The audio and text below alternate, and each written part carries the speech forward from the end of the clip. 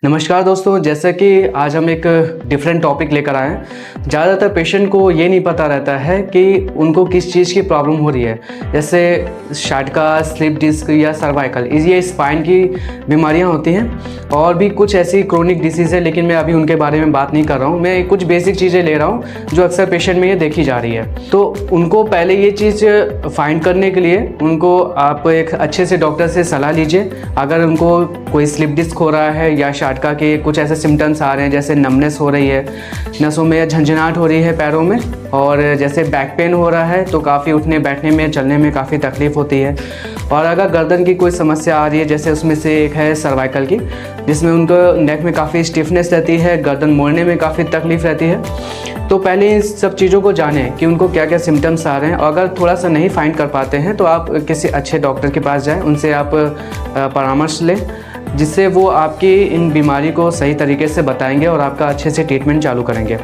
Slip disc, cervical या शाटका, अगर इन तीनों में से आपको कोई दिक्कत आती है और आप रिपोर्ट नहीं समझ पाते हैं, रिपोर्ट नहीं पढ़ पाते हैं, समझ पाते हैं, तो एक सिंपल सी चीज़ है, आप एक डॉक्टर से परामर्श लेके वो जैसा बताते हैं एमआरआई कराना।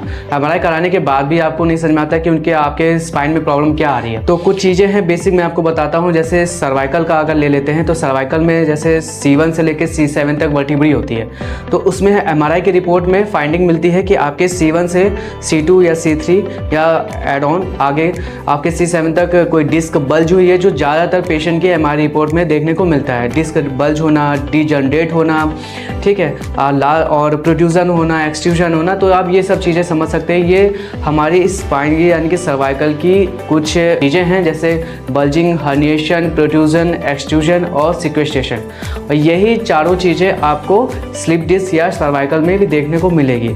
ये वो स्टेजेस होती हैं, आप किस स्टेज पर सफ़र कर रहे हैं, आपकी बीमारी किस स्टेज पे है, फर्स्ट स्टेज है, सेकेंड स्टेज है या थर्ड या फोर्थ है, तो उस हिसाब से आप ट्रीटमेंट चालू करवाइए। और रिक्वेस्ट यही है मेरी आपसे, इसको आप कभी भी ऐसे मत लीजिए हल्के में, क्योंकि ये बीमारी आगे जाकर के बहुत बढ़ती है। इसीलिए पेशेंट को चलने में, बैठने उठने में काफ़ी तकलीफ़ होती है, पैरों में सुनपन, झंझनाहट लगातार उनको बनी रहती है।